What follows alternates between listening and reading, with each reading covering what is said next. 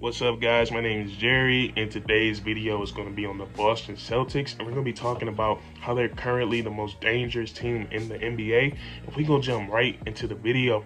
And what's crazy to me about the Celtics is that there was a point in this season where they were at the bottom of the Eastern Conference, barely notching a spot in the play-in tournament, and now they jumped all the way up to number 3 in the Eastern Conference. And not only that, but they're only 1.5 games out of first place. This has to be one of the most craziest and epic turnarounds in NBA history. And if they somehow figure out a way to get the number 1 seed, I think they have 8 games left this season. That would just be really impressive. But the Boston Celtics are coming off another dominating week of basketball. They beat the Jazz, they beat the Nuggets, they beat the Oklahoma City Thunder, they beat the Kings. They beat all 4 of those teams by a margin of 21 points. So the Boston Celtics, they're very hot right now. And what makes them the most dangerous team in the NBA for me, and this is something I noticed over these last couple of games, is that their offense is starting to look just as scary as their defense. And that's going to be a problem for whoever faces this team in the playoffs.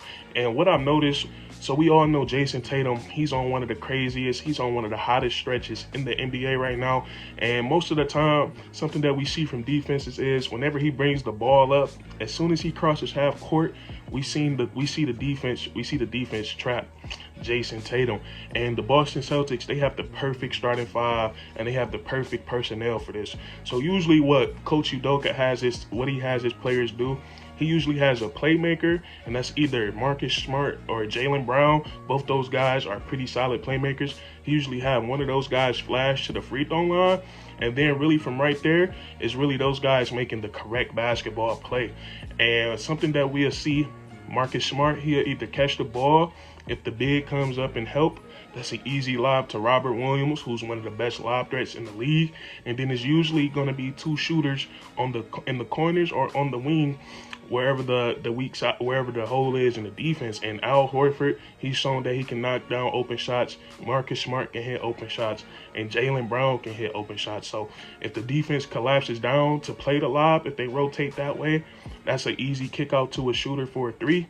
And then if the defense stays home on everything except for Marcus Smart and Jaylen Brown, that's an easy bucket for them. And we just see the Boston Celtics, they do a great job of taking advantage on 4-on-3 basketball. So it really forces opponents to stop trapping Jason Tatum, because Coach Udoka, he's got a scheme to where you can't really stop their 4-on-3 basketball. So that's something that I noticed that's going to be very helpful for them in the playoffs.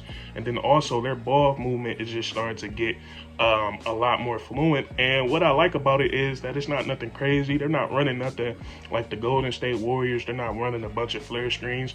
It's really simple, pick and roll, people cutting at the right time, putting themselves in the right at the right spot at the right time. And these guys are shown to move the ball. People are getting their points within the offense.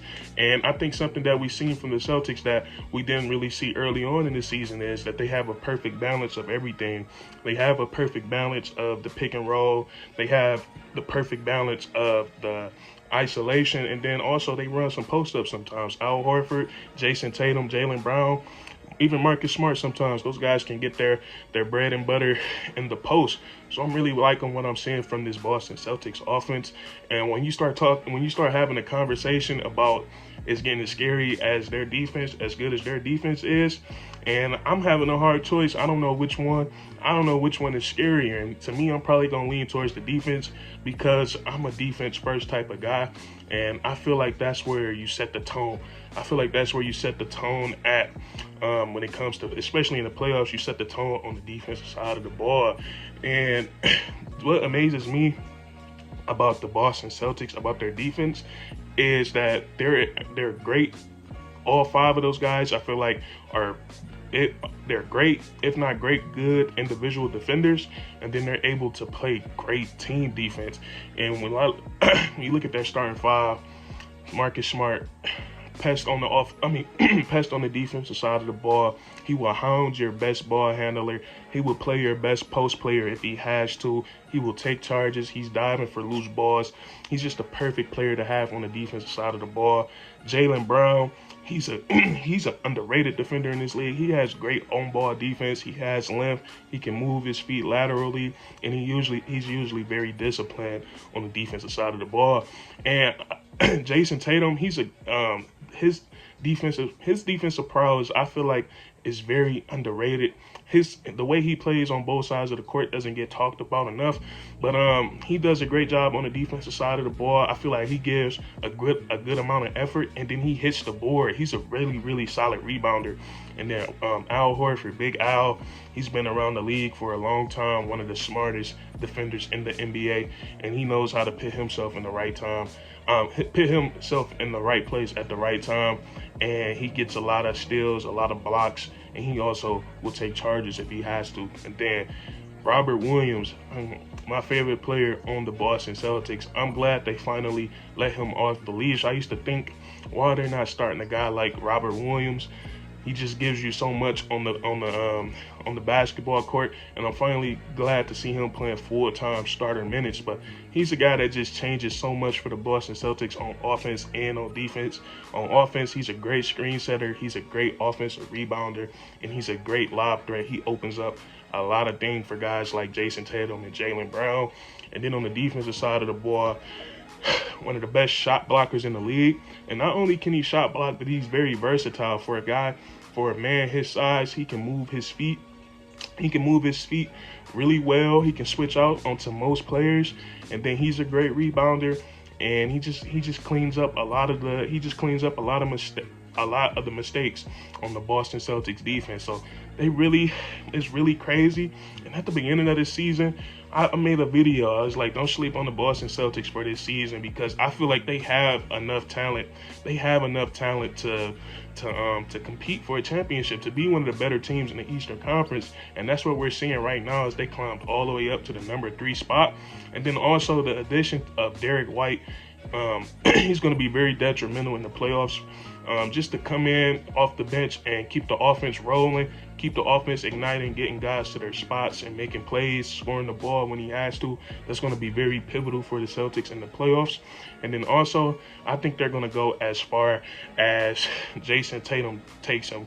I think over these last couple of months, Jason Tatum has went from very good to a great player in this league, and I think he just asserted himself as one of the best players in the NBA.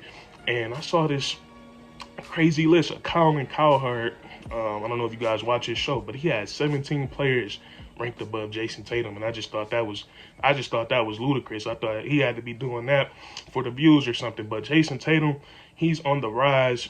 I think he's creeping into that MVP conversation, especially if the Boston Celtics notch that number 1 seed. That would be one of the biggest turnarounds in NBA history. But him and Jaylen Brown, they're going to make a very great duo in the playoffs, because it's going to be a pick your poison. I don't think defenses are going to be able to trap those guys in the playoffs just because of the schemes that the Boston Celtics run. But the playoffs, I'm so excited for them. It's going to be really fun to watch in the Eastern Conference. I don't think the East has ever been this stacked in a very long time, not at least not since I've been watching basketball. So it's going to be very fun to watch. But the Boston Celtics, those reasons I just listed right there, their offense is off the charts. Their defense is ridiculous. And then they got the bench support from Derek White. And then Jason Tatum is literally emerging into a superstar. I got them as the most dangerous team in the league right now. And if you enjoyed this video, leave a like, comment down below if you agree or disagree. And then don't forget to subscribe for more weekly content. We do this all the time, man. And that's curtains.